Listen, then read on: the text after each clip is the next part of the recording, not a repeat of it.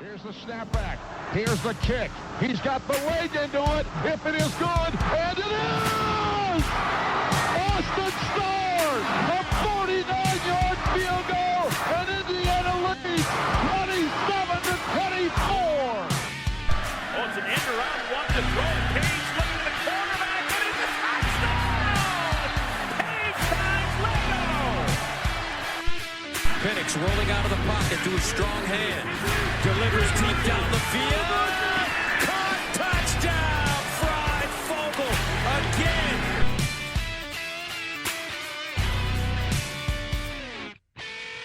It's a 3-for-1 special. It's time to talk non-con. The whole non-con schedule. And this is the OEO podcast. I'm your host, Michael Bragg. You can find me on Twitter at Braggley. That's Braggley. I'm here with my co-host, Brandon. You can find him on Twitter at Brandon Dubich. That's Brandon spelled traditionally, Dubich, Dubich. You know what? I should probably introduce the third member of the team. That's our producer, Seth, statistician Seth. You can find him on Twitter at, I don't even know how to say it, SETAH5, I think. Whatever that is supposed to mean. What's up, Brando? 3-for-1 special. Either get that at Mike's Car Wash or the Red Light District. So yeah, I'm excited for or PTs. Excited to talk three games. I think we're gonna probably focus on one more than the other two. But I'm terrified the research I did on Cincinnati today. Yeah, So. we'll get into that here in just a second. Let's get a quick news update done real quick. When I wrote this out this time, or the outline out this morning, I had one commit listed since the last time we spoke. That was James Mons the third. That's your boy. You want to talk a little bit? Yeah, so if you guys remember going back to our recruiting series, I said we're targeting 3 really good corners. Travell Mullen, Jacoby Spells, and James Mons. And I said we need to get 1 out of the 3. If we get 2 out of 3, that's amazing. If we get 3 out of 3, that's unheard of. And now we got 2 out of the 3, which is amazing. And Jacoby Spells, we're still recruiting him. Everything that I've read said we have not stopped. He has not signed. But let's focus on James Mons. He's built a lot like Tywone Mullen, a little shorter in stature, but built. Like this guy he's a great tackling corner. He just doesn't kind of have the length and the size that Jacoby Spells did. But this guy really fits kind of the corners that we've had a lot of success with. Kind of those smaller, really athletic, really physical corners. He's already been bumped up to a 4-star in ESPN and Rivals. You got to assume 247 will be following that. So he was outside of the top 500. He was like in the 600 range. But I firmly believe he will probably be a top 500 kid when everything's all said and done there. Yeah, and he's got the pedigree. I would say, well, the pedigree's similar to the Mullins, but a little different. I mean, his dad, uncle, and cousin all played D1. Cousin played in the NFL. And he's an incredible soccer player based on some of the stats that you see, like 21 goals as a junior. I mean, that's a lot. I think. He's very athletic. Yeah, definitely. So I had written down recruiting rumbles and then wrote a name underneath there. But since then, he has committed to our team. That is Omar Cooper. Omar. Out of Lawrence Central High School, or Lawrence North. Sorry, that is a fine for me. Lawrence North High School out of Indianapolis, Indiana. He is a 4-star, 6'1", 185-pound wide receiver, ranked 30th wide receiver in the country, 5th prospect in the state. It was really between us and those effers at West Virginia. And I don't think it was really that close the whole time. After his visit, he was pretty high on IU from there on out. So good to have him on board. I think he'll be a good difference maker with McCauley if they can both get on the field at the same time again and create anything near what they did in high school together. That would be fantastic. Yeah, it was really interesting to see when he committed. He goes by DJ Moore on Twitter, but Demon Moore commented and said, like, what's my next move, bro? Caden Curry out of Center Grove, gave the big eyes. I mean, Caden Curry is getting at the likes of he's Alabama massive. and Clemson and Ohio State. So Caden Curry's still a pipe dream, but and then Joe Strickland in Indy also gave a little bit of shout out. So I mean, if we can get 2 out of 3 of those guys out of Strickland, Demon and Caden Curry, that's quite the haul for the in-state. Omar's absolutely huge. I mean, we said it in the preview series. It's time for me and you to fall in love with another 4-star receiver coming to Indiana. That seems to happen every cycle. We get really, really excited about a 4-star wide receiver. But yeah, it really wasn't close between. I didn't know he was best friends with CJ Gunn, who's the IU basketball commit. And then obviously he played with McCulley, and his parents really wanted him to go to somewhere close. So. Well, there we go. And then another small piece of news, if you want to call it that, just a little cool tidbit. Pro Football Focus put out their top 50 players in college football for the upcoming season, and we have one. I think we should have 2, but the other one can't quite stay healthy enough to make it. But knock on wood, touch wood, whatever they say. Number 28 in the top 50 is Tywan Mullen. That's so crazy. Surprised by that? I'm surprised he was the one that was in the top 50. I mean, I love him, and I think he is deserving, but I was thinking it was going to be Penix. I didn't see this list. I apologize. You had it on the outline, so I should have looked up this list. I mean, he had to be. There can't be that many corners on that list. So I mean, he had to be like the probably the 3rd best corner or something. But I don't know. That 28 seems high for him. But he deserves every bit of it. I mean, he's going to be a low day 1, a high day 2 draft pick. I'm sticking with my day 1. He's definitely fringe. I mean, definitely fringe there. Here's what they said. He has inside-outside versatility and is a ferocious blitzer. When asked to rush the passer 16 times the past year, he came away with 5 total pressures. He also was a proud owner of the highest run defensive grade among cornerbacks since 2019. He's forced 22.9% incompletion rate since 2019, which is the best among all Power 5 corners. He has allowed more than 40 receiving yards to his wide receiver 1 time in his career with a minimum of 15 snaps. So in other words, he's done so 94% of the time, which ranks 1st among all FBS cornerbacks. I didn't think he like. Dude, that's we quite both the knew resume. He's great, Yes. but I did not know he was that good. That's a resume for sure. So, I got one thing more of note that you didn't have on there. We have another recruit making a selection this Friday at 4:00. It is Bray Lynch out of Texas. Okay, yeah, he has this in his top 5, right? He has this in the top 5, and signs are blowing towards Bloomington. He originally wasn't a take, but when he came and he visited, he really showed that he can play his position versatility. He can play center, guard, and tackle, and that's something that they really like. And they don't feel great about DJ Moore, Demon Moore coming. So it's kind of one of those things like, hey, we don't know where we're at with him. We feel really good about Bray Lynch. So we could have our second offensive line commit. And again, getting an offensive lineman from Texas ain't bad. So yeah, anybody from Texas is fine, especially a quarterback. Yeah, so you can get a lineman and a quarterback from Texas in a recruiting cycle. That's pretty damn good. So for sure. Well, let's move on to what we came here to talk about, I guess. Here's the 3-for-1, guys and girls.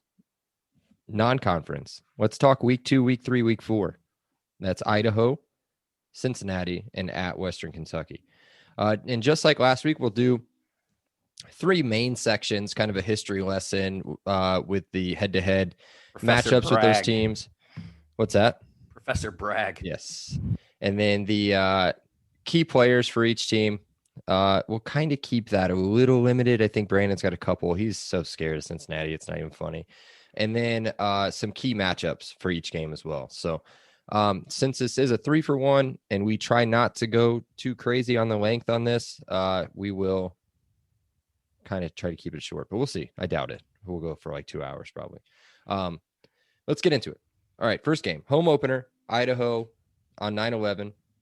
Never forget. 8 o'clock, BTN. Talk to me about Idaho. What do you know? Yeah, I mean they're Nothing. an Exactly. FCS program. We should beat them by 1 million. Yes. This game doesn't even have a line to bet. We are 99.7% by ESPN's BTI to beat them. I think that's all you got to say. Sounds about right. History lesson, there isn't one. No previous meetings with Idaho prior to this upcoming matchup. They do have really cool helmets. That's what I saw when I did some research. Also, they were 2-4 in whatever FCS schedule they had, whatever that was. Big Sky. Yeah, the Big Sky. They do play. They have a cool rivalry with Idaho State. That's called the Dome Series, which led me down a path that was nuts. Idaho State has a crazy. They play in an arena, not in a stadium or a dome. They play in an arena that they share with such things as like tractor shows, like monster truck shows, basketball. It's nuts. Just go down, check it out. Just Google Idaho State football. I've arena. been them in the NCAA football game. They play in Picatello, Idaho. Well, hey, look at that. You've provided something to this matchup history lesson. The next opponent will be Cincinnati. Odd time. It's 9:18 the next week. It's at noon on either ESPN or ABC. So a nationally televised game at noon against what should be a top 10 team. They should start at 8 or so. Game day. Probably. We got to take care of business in week 1 and 2 first. You beat Iowa. You lock this in because they play nobody their first 2 games. So yeah, I agree. So Cincinnati, IU leads the series 9-3 with 2 ties. Last meeting was Cameron 2000. IU won 42-6. IU's pretty much dominated them, I think, in every game that they've played recently. So they were 9-1 last year. They won the AAC and finished ranked number 8 in the country. Yeah, we'll get into a little bit more about their individual players and kind of their schemes and stuff a little bit later on in the next section. And Brandon will shit his pants. So the next team on the schedule, Western Kentucky, their record last year, 5-7. IU is undefeated against them, and they scare the living crap out of me. Last time we played them, 2015, IU squeaked one out, 38-35. Nate Sudfeld and Jordan Howard went nuts. Suddy had 355 yards and 3 touchdowns, and Jordan Howard had 203 on the ground. This was a weird game, I think. Somehow we ended up at Nick's watching the end of the game. I can't remember why. But, yeah, every time we play him, it seems to be fairly close. Yeah, it's a lot of times we have to come back. Yeah, this was one of those. Yes. So hopefully we can go there and just take care of business. They're kind of in a little bit of a shambles situation, and we'll get into it here in the next section. The next section is key players. Do you have anything to add on history lesson before we move on? I do not. Okay. So key players. Well, actually I do. Western Kentucky, a little bit of history lesson, gave us 2 horrible coaches that we've really taken advantage of. Yes, that's true. They give us Willie Taggart, who just absolutely ruined Florida State football and has allowed us to clean up a lot of Florida State recruits. We've won not a lot of recruiting battles, but some key recruiting battles against Florida State, and then kind of really slid into the Tampa area where Florida State used to dominate. So that was big. And then obviously we know our record against Jeff Brom. So we do, with that history lesson, we do have Western Kentucky to thank for putting these coaches on a pedestal that, quite frankly, don't deserve to be in the positions that they were or are in. Okay. And that's all I got to say about it. Sorry, I just got caught up staring at Seth for a second as he's throwing stuff around his basement. All right, so moving on. Key players. Idaho, they have none. No offense to Idaho. I literally could not find a scouting report on your team. I could not find anybody previewing your season. I couldn't find stats on your players. I have a key player. have And one? it's our damn fans. Pack Okay. the goddamn stadium. It's a night game. No. That's smart, I think, by them, and they did that on purpose. Now that I think about it, and Yeah, what because you're it would have been September heat. Nobody would have showed up. But I mean, we need to have a 3/4 filled stadium for the first game back with all the momentum we have going on in the program. You know, there needs to be a good 30, 35,000 people there. I think you're going to be surprised. I looked today at season tickets, just messing around, seeing I donated some more money to this university to get one more priority point. So I kind of poked around a little bit on ticket sales and single game tickets. And other than the candy stripe section, which is like the top northwest corner of the stadium, it's kind of slim pickings, man. Good. Everywhere. Good. Yeah, that was my only thing. I mean, you know, regardless of how the Iowa game goes, that's going to be the important thing, because, you know, when we had games against UConn and when we had games against other FCS opponents, I mean, we're talking 5,000 people are there. You know, we're also talking like noon, and we're talking bad teams. Like we were a bad team, or correct. Maybe not but that great. That's my kind of key thing there is just pack the damn stadium. Yeah. It's a night game, home opener. That's good. We should have people there. No problem. Moving on to a game that will probably be sold out.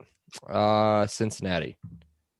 I've got two key players, both of them on offense. I didn't want to read too much more because I would have ended up like you and been pulling my hair out just in pure nervousness for this game.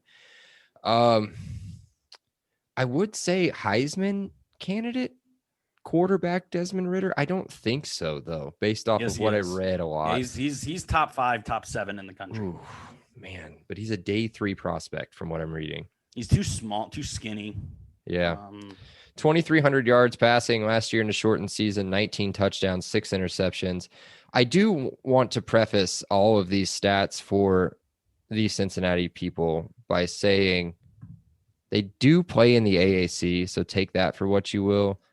Other than Tulane being a pure powerhouse, and do they play in the AAC? Yeah, they play in the AAC, right? No, they're Conference USA. So other than Memphis being a powerhouse, there you go. They don't really play anybody else. So no, take it how you will. Houston as well, but Houston's been down for a while. Back to Ridder real quick. Day 3 NFL prospect from what I'm reading. Dual threat quarterback with a live arm, good throws on the run. Cons, he's coming off of a shoulder injury, and he tries to make the big play almost every time instead of just the easy throw, and is really bad from what I've read on multiple sites at feeling pressure. So hopefully we can get off the edge or bring Mike up the middle quick and keep him in check, because I think that's a major key, and we may touch on that later. Did I write that down? I did. Later, a little bit on. So do you have another key player for Cincinnati you want to? Yeah, I'm jumping to the other side of the ball, where I think they got 3 guys who are a stud. I think it all starts with junior Ahmed Gardner. He could be the best corner in the country. He just absolute shutdown. He's their version of Tywan Muller. We talked about the PFF top 50 list statistics. Seth actually said he was number 5 on that list. And they have another stud on the other side who's kind of like their Jalen Williams. He had Kobe Bryant, COBY, has had 4 interceptions last year. So they got 2 great corners. But I think the 2 that I really want to focus on are on the defensive line. They have all AAC. Majai Sanders as a defensive end, he just causes absolute havoc. And then they have a potential NFL transfer from Virginia, Jawan Briggs. So they have 2 studs on their defensive front. They got 2 shutdown corners. Their defense is, legit. Sometimes with these power or group of 5 teams, they have really good offenses, but not really the defense to kind of slow down a power 5 team. That is not going to be the case with Cincinnati. They got studs on both sides of the football. that you need to be concerned about? Yeah, Ahmad Gardner, 3 interceptions last year, six pass deflections, 16 tackles. I mean, nothing that jumps off the page. But then again, if you're good and you play corner, you don't get any throws your way. So, yeah, we'll see how that plays out. Again, Tulsa, Central Florida, East Carolina, whatever. My other one I have is on the offensive side, and that's the leading receiver, which is a tight end, Josh Weil. Led the team with 353 yards receiving and 6 touchdowns. The reason I wrote him down, and I think we'll get to this on the next section too, is we don't fare well with playmaking tight ends. I mean, you can have a tight end, that's fine, but if he's not any good, he's not going to be good against us. If he's great, he's going to kill us. And this kid's 6'7", so he's going to be a tough matchup for whoever he gets, on across from him. On the Marcelino is so dang important against. He's got to be there. He's got to be there. So important. So we'll see. We'll see how he plays and how that turns out. So, who else do you have on for Cincinnati? Yeah. I mean, you covered the offensive players, but they have a stud running back too. They don't run the ball that much. They're much more, a passing offense. But their running back averaged over 6 yards a carry when he actually did run last year. So, he looks to be an all conference running back potentially if he gets enough. I mean, he ran for 600 yards, and 12 scores. So, definitely no one to take lightly. This is a pass heavy offense. But you got to watch out for those draws, screens, things like that to get that. He's more of a scat back type guy, but yeah, it's going to be a hell of a game. It's game day for a reason, right? Yeah. It's going to be tight. Well, let's move on to the other non-conference game the one that scares me, I think the most, just because it's away and it's just one of those games. It's just a trap game. Western Kentucky. The problem with that team is that they've got a ton of transfers. I think they've lost completely new team, 17 or 18 players or something like that. Their quarterback is one of the key players. He is a transfer in from Houston Baptist. His name's Bailey Zappi. Listen to this. In 4 games, he threw for 1,800 yards, 15 touchdowns, and 1 interception. Houston Baptist play. Exactly. But I think played in this. I think they're semi legit. I should have done my.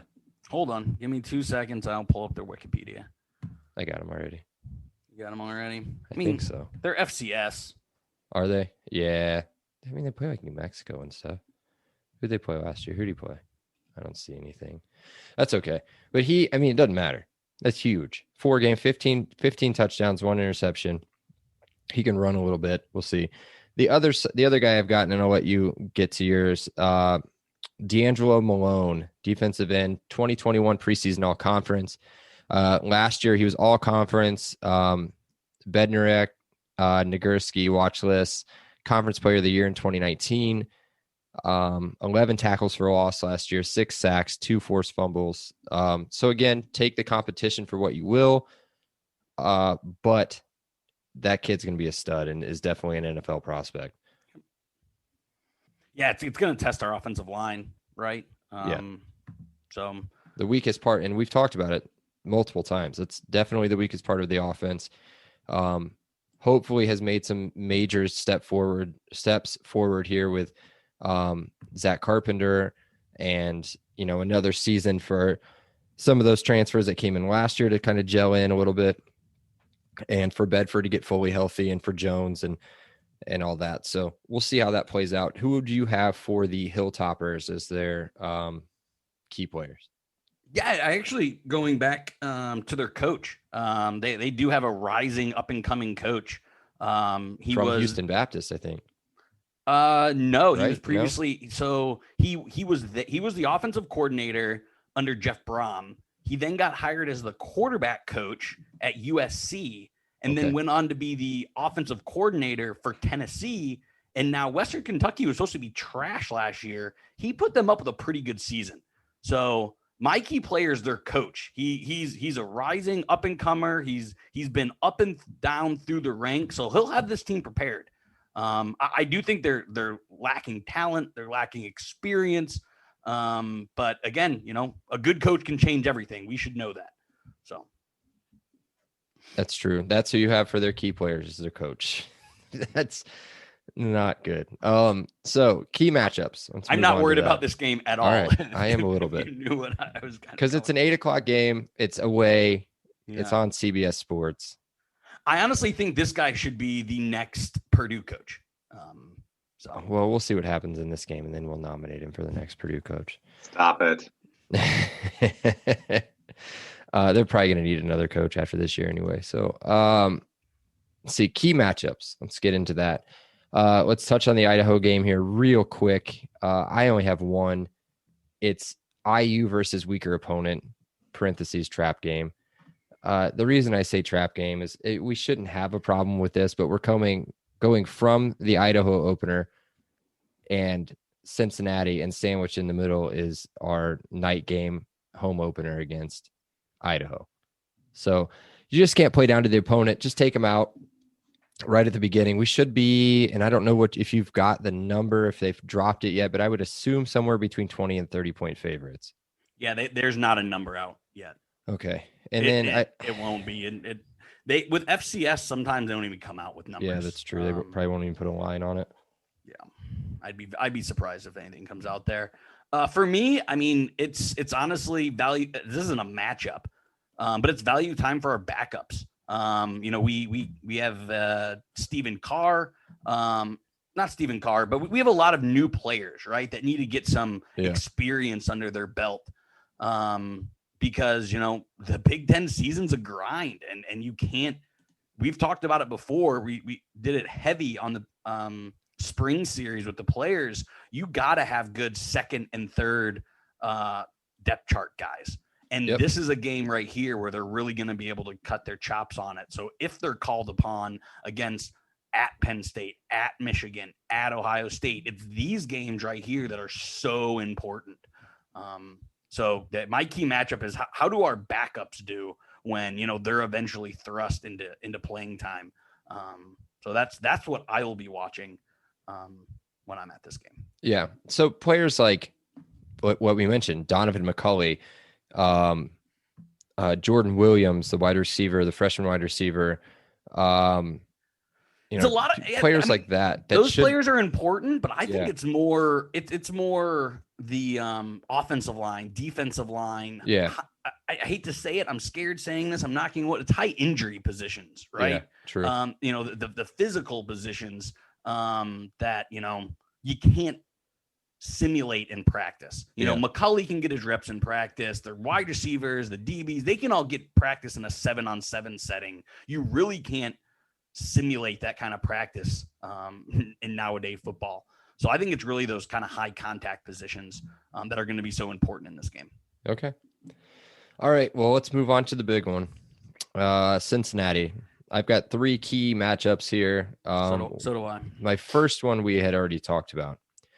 IU linebackers, Husky position versus Riddler Wiley. You got to control Ritter. I keep wanting to say Ritter. Got to control Ritter. Don't allow him to scramble if you can. You got to spy him the entire game, which does take somebody away from the blitz or somebody away from coverage. And then what he does, the way he makes plays is with his feet. You keep him in the pocket, he's not as effective. So keep him in the pocket. Don't allow him to scramble. We did a really good job with that outside of one play, maybe 1 or 2 plays with Justin Fields last year.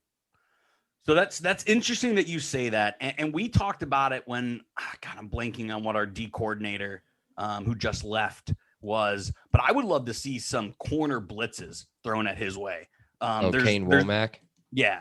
Well, I'll really be curious if our corner blitzes stay like they were last year or they leave with Kane Womack, because if you watch a little bit of the film that I watched, he rolls right away. He's not one of those guys that sits in the pocket, then rolls. They'll run bootlegs out for him. They'll run where like the linemen run to the side, like a design scramble. So I would love to see some nickel and corner blitzes to contain to Ritter. I didn't have that as one of my matchups, but you saying it, I'll be really interested to see what our cornerbacks do to capitalize on that. Yeah, the other bullet point I had in there was to cover whatever, which we had already talked about, so we don't need to talk about too much more. We just struggle traditionally with productive tight ends, and this kid's big, 6'7", built like a tall wide receiver. So hopefully we can take him out, be physical with him. I think that's going to really break him down from what I've seen and what I've read. So what's your first bullet point on this one? Yeah, so it was funny. Last week when we were talking Iowa, you said you wanted them to establish the run and kind of do a run-based offensive game plan. And I wanted the exact opposite. I wanted a 180. Not me. I actually want the run game because I think if they can wear down their studs on the defensive line, they don't have that depth, right? So I would like to see, instead of us getting in a shootout with an offensive, fast-paced game, I'd like to see this game played more in the 20s than the 30s. So I'd actually like to see more of a lot of outs, a lot of posts, a lot of ground and pound. So the key thing I'm watching is how our offensive line does against their defensive line, to just be like, hey, we're a Big Ten team. You're a team from the freaking American. We're just going to run the ball down your throat. So that, again, I'm not making up the game plan, but if I was, that would be my focus. So yeah, the first key matchup I'm looking for is our offensive line versus their defensive line. Gotcha. And our offensive line is going to play a major point in my next bullet point, and that's Penix versus a top 15 defense. Cincinnati, as you touched on a little bit earlier, just to give a little bit of the stats, 2020, third in passing efficiency, 8th in scoring, 3rd in interceptions, and 13th in total defense in the country. So we played some pretty good defenses last year, and when healthy, he was good. I mean, the only time he wasn't really good was for 3 quarters against Penn State and the entire Maryland game. So I think this is going to be a true test for him to see what he can really do against somebody early on in the season. Without a ton of how do I want to say? I don't want to say season again, but seasoning, I guess, into the schedule, and see how we can roll from there. And then I've got one more after that, but I'll let you get your next one in. Yeah. So for me, I didn't really know how to give like a position matchup. So I just kind of did like safeties against Ritter. Can't give up the big plays. Can't go do an 80-yard 5-minute drive and then give up, 2 plays, 75-yard touchdowns. You got to be able to contain the big plays. And I think that's going to be on Burgess, on Fitzgerald on Matthews. Marcelino Ball. Yep. But yeah, I think it's our safeties really, really have to contain, because that guy, he'll roll out and he'll just chuck it. I mean, this guy isn't throwing laser beams 7 to 15 yards. He's looking to make the 40-play bomb. He actually reminds me a lot of the Ole Miss quarterback, if we're being completely honest here. Yep. He isn't looking to, dink and dunk you like Tom Brady. He's looking to chuck it. So they remind me a lot of the Ole Miss offense, actually, from last year, which is what scares me so much. What were his running stats like? Sorry, I'm trying to look up his stats right now, and I've got an ad playing in the background. Thanks, ESPN. Yeah, 600 yards and 12 scores. Yeah, so 600 yards, 12 touch. Jeez, dude. Yeah, are you scared yet? Now I am. Yeah, a little bit. I mean, it's kind of Ole Miss, a little bit. Good tight ends, decent outside receivers, a scat back that can make plays, and a quarterback that gets outside the pocket. I mean, he's 6'4". You said he's undersized. Do you just mean like thickness? Skinny. Yeah, he's thin. All right. Yeah. Now, okay. I'm still confident. In that game. I mean, it's fucking Cincinnati. So I didn't swear, by the way. I didn't say it. I didn't say the word. Do you have one more or not? I do. And it's us, me and you, versus Cincinnatians that will be in the stadium. Dude, they're going to be trash, dude. That campus stinks. Their fans seem like a lot of freaking young idiots. Yeah, I'm definitely going to have to bite my tongue. That was set up so well. That's the exact reaction I wanted from this. I just wrote, ooh. I didn't write anything down. I just knew that you hate Cincinnati so much, like the city itself. Since it's shitty, man. That's the last one I have for Cincinnati. Yeah, I kind of have one like that, which isn't on the field, but it's gonna be the national media versus IU, right? Are they just gonna be blowing Cincinnati here and be like, this is their chance for a marquee win? So they already are. So yeah. I don't want to cut you too short, but I read one of their season previews. Oh, I don't really want to give the people credit, but I also can't remember who it was. So, something about how Cincinnati has the chance to start hot. They've got 2 easy games to begin the season, and then they go to Indiana and they stay in Indiana for 2 weeks against us, and then at Notre Dame. And they're basically what they said was that's it. That's their season. If they win those 2 games, and then they can run the rest of the table, and they'll be the first, group of 5 team to make the playoff. I mean, it's a little bit of UCF is good. I mean, they went undefeated a few years ago. They do go Indiana, Notre Dame, Temple, who they'll blow out, and then UCF. So I don't completely agree there, but the rest of it's cake after that. They do have to play at Tulane, and then they do. Who else is? Tulsa's decent. Decent. We're watching that game. Home. We're watching that Tulane game together. We can watch it. That's fine. I'll bet on it too. Ride the wave. All right. So, speaking of small teams that I don't know. I was trying to transition. I only have one here for matchup for Western Kentucky for the Hilltoppers. I have 2. Okay. So I'll do one, you do one, and then we'll finish. So I've got IU running game versus Western Kentucky defensive line. What that'll do is that'll neutralize Malone, and they're terrible at run defense, especially since they've lost. I think they lost both of their starting defensive tackles to transfers. I think they brought one kid in, but nothing that was too scary as far as his stats go or where he played. So that would really neutralize D'Angelo Malone, one of my key players for their team, beast of a defensive end. Take him out of the game, run the football, control possession, put points up. Shouldn't be a problem, like what you said. What do you got? Yeah, it's what did we talk about when, in the brief amount of times that we did do this podcast or the post game, is there slow starts? This is a team you don't want to give let them hang around and let them think they have a chance. You don't want to do that. So that's us. That's the key matchup I'm looking at is us versus ourselves. And let's knock them out on the first quarter, go up 10-17, nothing, and then, cruise to a 31-3 win. But you can't do that if it's 0-0 midway through the second, right? So that is true. All right. My last one is IU's defensive backs versus Zappy. As I said earlier, everything I've read hints that Western Kentucky should have a pretty decent passing game. Again, transfers from the wide receiver group as well. But they did bring in some people there too. Shut down the passing game as much as possible, make them run the football. The reason you want them to run the football, they fumbled 17 times last year in a shortened season, 17 times. So yeah, I'd be more nervous if this game was like week 1, but it's week 3. We'll have a couple games under week our belt. Week 4. Week 3 of non-conference. Yeah. So yeah, we would have already played Iowa and Cincinnati. We're ready for big boy football. This falls in again with one of those sandwich games, though. One of those sandwich trap games. Yeah. Penn State's right after away. This is a night game for Western Kentucky, probably their biggest game of the year, I would assume.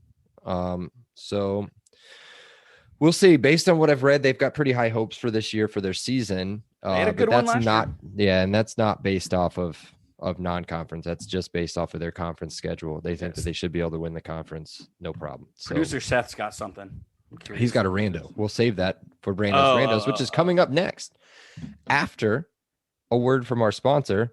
And our sponsor, of course, is Monon Track Club. Monon Track Club is Indiana's running brand, built on a deep love for the sport in the Hoosier State. They craft products, tell stories, and create experiences that aim to celebrate, support, and add to Indiana's running culture. They are back to doing group runs. Check out the Instagram at, I don't know what it is. I think it's at Monon Track Club. I don't know. Follow them. I just saw that they're doing group runs again. It's pretty cool. They get a big group of people together and they go for runs together. Sounds terrible for me. It's been so flipping hot out. Yeah. Running outside just seems like it might be a death sentence for some. Well, yeah, but I mean, if you're like skinny and in shape, that's probably for you. So if you're listening to us, check it out on Instagram. You can also check out the link in the show notes. That'll take you to that kind of shindig as well. Join the club, man. The Monon Track Club. It's at monontrackclub.com.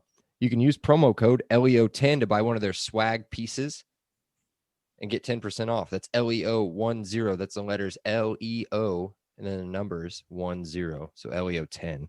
We'll get you 10% off your purchase. Now on to the part that everybody came to listen to.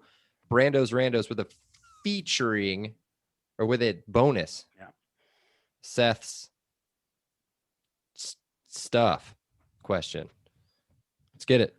So I got a few here. I got 4. Ooh, bonus, man. 3 for 1 on the breakdown and 4 Brando's Randos plus a bonus, Seth. I know. So first, a fun one. How or why did Idaho go back to FCS? So I think History if I'm doing a not funny answer, I think it was a money situation where they were just losing so much money because they were so bad every year in FBS that they just went back to FCS because they thought they could win games, but instead they go 2-4. Do you have an answer or no? Yeah, no, that they're the first team ever to willingly leave the FBS. And they left all for revenue. They weren't playing their rivals anymore. The games weren't competitive. They were just floundering money. Because wasn't Boise State like a big thing for them? Like Idaho, Boise State used to be like a pretty decent game, and then it just became so lopsided for years. Yeah. So just a fun little note, because I didn't know they were FCS. I still thought they were FBS. Oh, so no. when I started doing my research, I was like, how the hell they get to FCS? Yeah. And yeah, 2016 or 2017, they chose to go back down, which again just hasn't happened. Yeah, so this was a Kevin Wilson special as well as Western Kentucky. Idaho was added to the schedule when they were still an FBS team. So that's a little schedule fun fact. I do not know that for 100% fact, but that's what I remember. Next. All right, so if you had to go play at Cincinnati or Western Kentucky, who would you go play for? And why? Man. Seth, you can answer as well. I think I'd be a Hilltopper. I just don't like the city of Cincinnati. I don't hate it, but I don't like it. And there's something about their stadium being the oldest stadium in the country. It just feels weird. I'm going to go there next year. We're going, right? Yeah. Okay. So I'd be a Hilltopper. Better chance at winning, I think, too. Like winning conference championships, but that's about it. Seth? Cincinnati for exposure, but I would override location. I similarly have negative thoughts about Cincinnati, so I'd rather be in Western Kentucky. We'd rather be in Bowling Green, Kentucky, the home of the Corvette, than be in Cincinnati, Ohio, a major city. That tells you how much we don't like Cincinnati. I'd rather be any place other than Cincinnati. Yes. So you should have just asked us if we would go to Western Kentucky or not. Cincinnati has lame uniforms too. What's funny? They do have one uniform, and it's like a throwback uniform where the helmet is white, I want to say, and the jersey is red, and it has like 2 white stripes over the shoulders with like maybe a black outline on each one. Pretty dope, but they're not going to wear it against us, so we'll be fine. This question I think is going to get you a little worked up, like last Here we week's go. one. Awesome. So who? I think we win this game. I think it's going to be a classic. I think we win. But regardless of that, who finishes higher in the polls this year, Cincinnati or Indiana? Because I think it's Cincinnati. I think they're going to go 10-2, and even if IU goes 9-3, or I think probably go 8-4. But let's say we go 9-3. I still think 9-3 Indiana is below 10-2 undefeated conference Cincinnati. I don't think so. Yeah. I do think they'll trip, especially I think if they lose to us and Notre Dame, their confidence is going to be kind of shit. I disagree. So I would say, I'm telling you, dude, that Tulane game on the road, not easy. All their tough games, though, are at home. So UCF's at home, Tulsa at home, SMU at home. Yeah, you might be right. I mean, they have 4 non-conference games. I think it's going to be super close. I think a 10-2 Cincinnati, who went literally undefeated, 10-0 in conference, versus a 9-3 Indiana team, that went 6-3 in conference. I think I could see them putting Cincinnati 10 and us at 12 or 13. Well, they would be 8-0 in conference. 8-0. Sorry, math is hard. With their other non-conference wins being over a bad Miami of Ohio team. I'm telling you right now, we're going to be 9-3, and they're going to be 10-2, and they're going to be above us. I'm telling you right now. I don't see it. I'm telling you, Seth, you're with me. I'm not going to get worked up. I'm not going to do it. I don't see Greg, it. you got the blinders on, buddy. I don't see it. Mark it. Mark the pod. Not going to happen. I said it. Mark it. All right. It's marked. All right, Seth, you go ahead with your question. I thought you had 4. I do, but I kind of asked a 2-for-1, so I gotta come up with one because I gotta give 4. All right. All right, here we go. You guys pushed really hard to try to make Indiana a thing. Indiana, it is a thing. So I couldn't help. 2 of the 3 out-of-conference teams heavy on the passing with Cincinnati and Western Kentucky. Do we see a return? Are we getting the branding ready? Is it going to be Indiana again?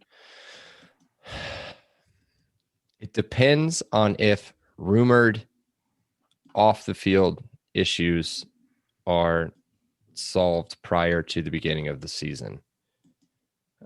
That's all I'm going to say. Brandon? Yeah, no. I think regardless if Kane Womack is here, that was built so much. You know how the U became the big chain and everyone kind of has their thing? I think Indiana became our thing. For better or for worse, I think it's kind of lame. But regardless, I do think that's our thing. And every time we make an interception from now for at least the next few years, you're going to see it all over the place. So, yeah, I think it's here to stay for sure.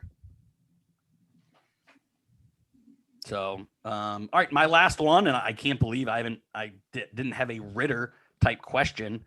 Where does Ritter fall in the rank of quarterbacks we're going to be facing this year? Because I think he might be the best quarterback. You got Clifford, the big red dog. No. You got the freshman or redshirt freshman from Ohio State. You got 5-star freshman from Michigan. You have a tight end or something at Purdue. Plummer. Oh, Plummer. Jake's kid or something. When unrelated. When you say that, I think Ritter, in my mind, is the best quarterback IU will face all year. Because my feelings on Clifford, the big red dog. What about the kid no, we don't like him. We kind of made fun of his stats last week.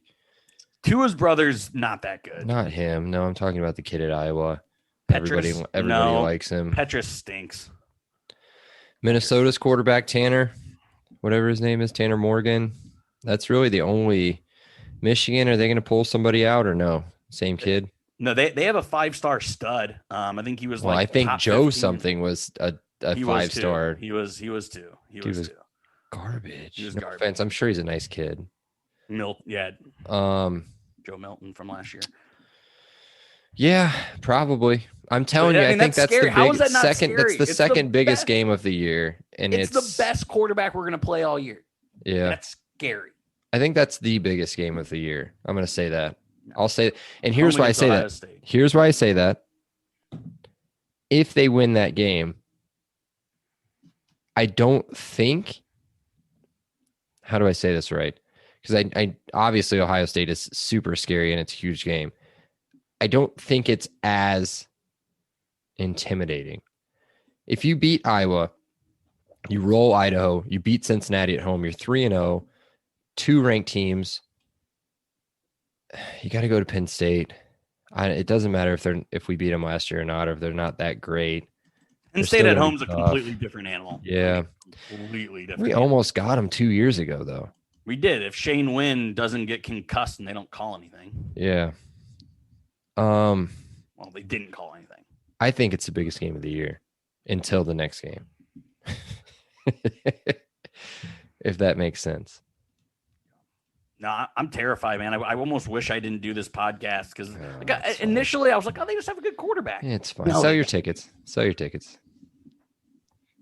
Uh-oh. I think if you guys lose to Iowa, it's your biggest game of the year. Because if you guys are 1-2, you have to have that. Yeah, you got to have it. Dude, we're gonna beat Iowa by a fucking. Dude, the Idaho tickets, according to IU's website, are starting at $318. Oh, sorry, that's for the full season. Never mind. Thanks, IU. Never mind. All right, man. Do you have anything else? That's all I got. No, that's it. Other than next week, we will be covering at Penn State. That's the next one on the schedule. So get ready for that pod. And I also hate Penn State. I grew up in Western Pennsylvania.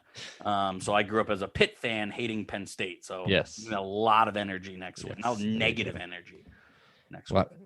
You're going to give a lot of negative energy, or you're just going to be yourself? Myself. Yeah. As always. Well, be sure to check out the pod on Facebook and Twitter. Love everyone. Love everyone. Facebook.com/podcast LEO. And on Twitter, it's at podcast LEO. Also, follow, download, rate, review, re-download, re-rate, re-review, back and forth, unfollow, follow back. I'm trying to get this thing under an hour. We're so close. We're so close. We're almost done. We're almost done. We're almost done. And that's all I've got. So check us out. You guys have been so cool on Twitter this last week. Let's keep it going. Keep the momentum up. We're going to get a guest on here very, very, very, very, very soon. Maybe next week. Until then, we'll talk to you later. Elio. Elio.